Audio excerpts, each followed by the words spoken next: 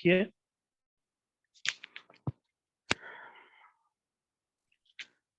تجوید کے حوالے سے ہم کچھ ٹپس لاسٹ ٹائم بھی ہم نے آپ کو دی تھی، اس کا اعادہ کرتے ہیں، اور آج انشاءاللہ ہم آپ کو کچھ نئی ٹپس بھی دیں گے اس حوالے سے۔ نمبر 1 مسئلہ یہ آتا ہے کہ جب ہم قرآن مجید کو پڑھتے ہیں تو مخارج کا صحیح خیال رکھنا انتہائی ضروری ہے، کیونکہ یہی 28 حروف ہیں، یہی لیٹرز ہیں جن سے پروردگار عالم کا کلام ہم تک پہنچا ہے۔ پروردگار عالم کی وحی کیا تھی یہ تو کوئی نہیں جانتا، لیکن جو کلام پروردگار عالم نے اپنے نبی تک پہنچایا اور نبی کی زبان سے ہم تک پہنچا، وہ 28 حروف پر مشتمل تھا، اور 28 حروف کی رعایت کرنا اگر میں کہوں کہ انتہائی ضروری ہے تو یہ جملہ غلط ہو جائے گا، کیونکہ یہ تو لازم و ملزوم ہے، اس کے بغیر تو یہ ہوگا ہی نہیں، رائٹ؟ تو 28 حروف کی رعایت کرنا، ان کے صفات کو سمجھنا، ان کے مخارج کو سمجھنا، ان کے کمبینیشنز کو سمجھنا، ان کی صحیح رعایت کے ساتھ ان کی ادائیگی، یہ فریدہ ہے، یہ فریدہ ہے، یہ ضروری ہے، یعنی اس میں 1% کی بھی کوئی گنجائش نہ ہے اور نہ ہو سکتی ہے۔ ایک عقل اور لاجک کا بھی تقاضا ہے کہ بھئی اتنی عظیم جب ایک چیز ہے تو اس کے اندر کس طرح ممکن ہے کہ کوئی غلطی ہو جائے، کس طرح ممکن ہے کہ اس کے اندر ایک ملی میٹر کا، ایک مائکرو میٹر کا بھی کوئی چینج آ سکے، اور کس طرح اس کی ادائیگی میں جو ہے وہ کوتاہی کی جائے، کوتاہی برتی جائے، یا اس کو امپورٹنس نہ دی جائے، یا یہ سمجھا جائے کہ ٹھیک ہے میں نے پڑھ تو لیا، اب اور اس سے بہتر کیا پڑھوں، پروردگار آپ کی توفیقات میں اضافہ فرمائے، آپ نے پڑھا، پروردگار آپ کو اجر عطا فرمائے۔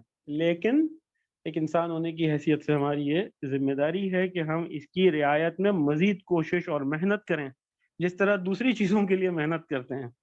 دنیا کے تمام سبق پڑھنے کے لیے ہم بچے کو صبح اسکول کے لیے اٹھاتے ہیں، 6 بجے وہ تیار ہوتا ہے، پھر وہ جاتا ہے، پورے دن کا ایک بڑا حصہ وہ وہاں رہتا ہے، سال کا ایک بڑا حصہ وہ وہاں گزارتا ہے اپنے اسکول میں، کیا سیکھنے کے لیے؟ کچھ الفاظ، کچھ معانی، کچھ کانسیپٹس، کچھ طریقے، کچھ فیکٹس، یہ سیکھنے کے لیے وہ اسکول جاتا ہے۔ ہم اسے بھیجتے ہیں، کیوں بھیجتے ہیں؟ کیونکہ یہ اہم ہے۔ اب تعلیم اہم ہے، بے شک تعلیم اہم ہے، لیکن دینی تعلیم اولا ہے، اس سے دنیاوی تعلیم سے زیادہ اہم ہے۔ بے شک احادیث مبارکہ بہت اہم ہے، اس بات میں کوئی شک و شبے کی گنجائش ہی نہیں ہے، لیکن قرآن مجید تو ظاہر ہے سب سے اہم ہے۔ اس میں اب میں کیا کسی کو بتاؤں کہ قرآن مجید بہت اہم ہے؟ تو یہ بات کرنے کا مقصد اسی طرح ہے کہ 28 مخارج سے یہ کلام جاری ہوتا ہے۔ جب آپ اپنے دہن مبارک سے یہ 28 حروف اور ان کے ڈیفرنٹ کمبینیشنز کو آپ جاری کرتے ہیں، اسے قرآن کہتے ہیں۔ قرآن یعنی پڑھی جانے والی کتاب، یعنی اپنے حق کے مطابق پڑھی جانے والی کتاب۔ تو یہاں ہمارے پاس کچھ ٹپس ہیں، آئیے دیکھتے ہیں ان کو انشاءاللہ۔ مخارج کی صحیح ادائیگی کے لیے آپ ایک آیت کو بار بار پڑھیے، ایک آیت کو بار بار پڑھیے اور اس کو احسن کرنے کی کوشش کیجیے، اسے بہتر بنانے کی کوشش کیجیے، بار بار اسے پڑھیں اور بار بار اسے سنیں، کلیئر ساؤنڈ پہ اسے سنیں، کسی قاری سے، کسی پراپرلی ایجوکیٹڈ شخص ہو، بے شک وہ قاری نہ بھی ہو، لیکن اگر وہ پراپرلی ایجوکیٹڈ ہے اس کے اندر، اس سے سنیں۔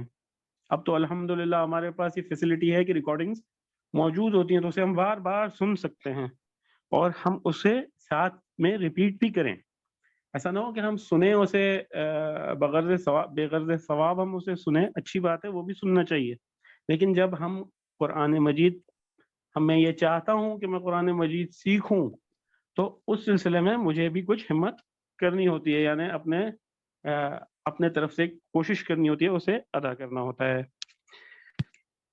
اس کے بعد دوسری ٹپ ہمارے پاس تھی کہ جب آپ اپنی تجوید کو امپروو کرنا چاہتے ہیں تو آپ ایکسپرٹ قاریز کو سنیے اور ان کی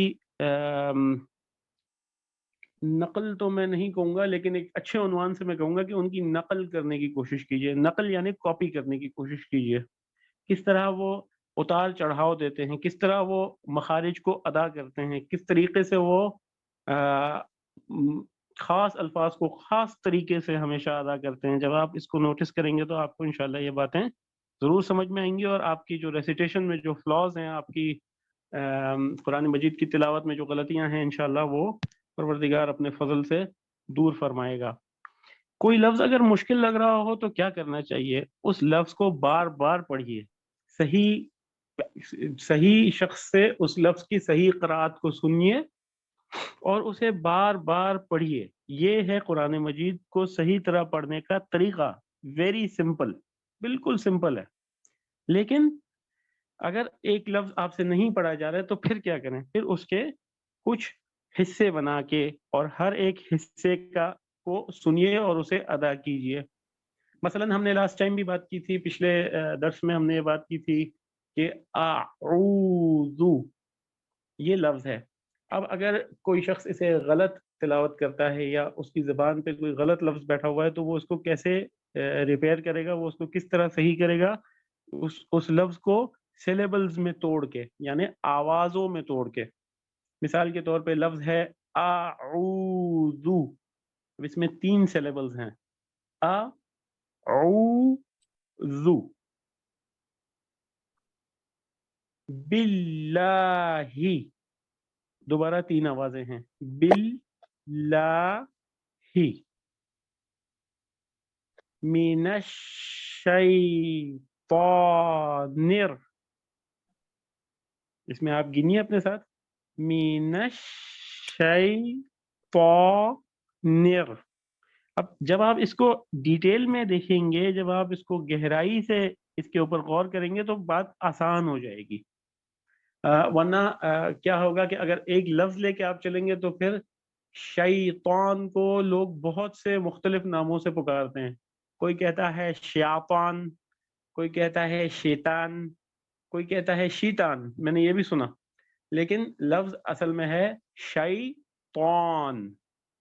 آج میں آپ کی خدمت میں یہاں موجود ہوں، آپ یقین کریں میں بھی اس کو اسی طرح پڑھتا ہوں، سیلیبل بائی سیلیبل، آواز کے بعد آواز ملا کر پڑھتے ہیں، اسی وقت وہ صحیح پڑھا جاتا ہے.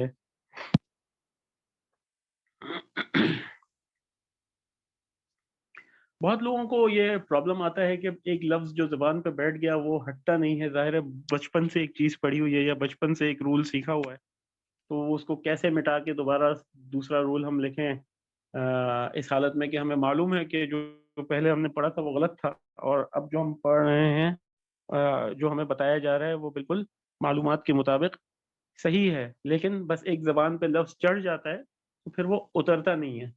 اس مسئلے کا حل یہ ہے کہ اس پر ذرا سا غور کیا جائے. دیکھیں، جب کوئی بھی لفظ انسان کی زبان پر چڑھتا ہے تو پہلے دن وہ اسے اتنی روانی سے نہیں کہہ سکتا. پہلے دن وہ ہمیشہ اسے اٹک اٹک کے ہی کہتا ہے. جب ہم بچے تھے، ظاہر سی بات ہے، جب الفاظ کو ہم نے پہلی بار سیکھا تو اس وقت پہلے ہی دن ہم نے پانی نہیں کہہ دیا، ہم نے پہلے کہا پا. پھر کچھ ہفتے گزرے اور ہم نے سیکھا کہ اس چیز کا پورا نام ہے پانی، تو پھر ہم نے کہا پانی. رائٹ؟ اب اس کی ریپیٹیشن اور اس کی تکرار سے ہم نے اس لفظ کو سیکھا. ہم نے زندگی میں کتنی بار پانی کہا ہوگا؟ رائٹ؟ تو جب اتنی بار آپ ایک لفظ کہتے ہیں اس وقت وہ آپ کے ذہن کا حصہ بن جاتا ہے، اور پھر آپ کے لیے اس کی ادائیگی، اس کا ریٹریول، اپنی میموری سے اس کو ریٹریو کرنا آسان ہو جاتا ہے. اگر کوئی لفظ غلط سیکھ لیا ہے تو یہ بات یقیناً اس بات کو سمجھ لیں کہ آپ نے اسے بہت بار غلط ریپیٹ کر لیا ہے. اب آپ اس کو صحیح کرنا چاہتے ہیں تو آپ کو اسے کئی بار صحیح طرح پڑھنا ہوگا. ایک بار صحیح طرح پڑھنے سے کام نہیں چلے گا، کیونکہ وہ لفظ تو آپ کی زبان پہ بیٹھا ہوا ہے نا. اس کو ہٹا کے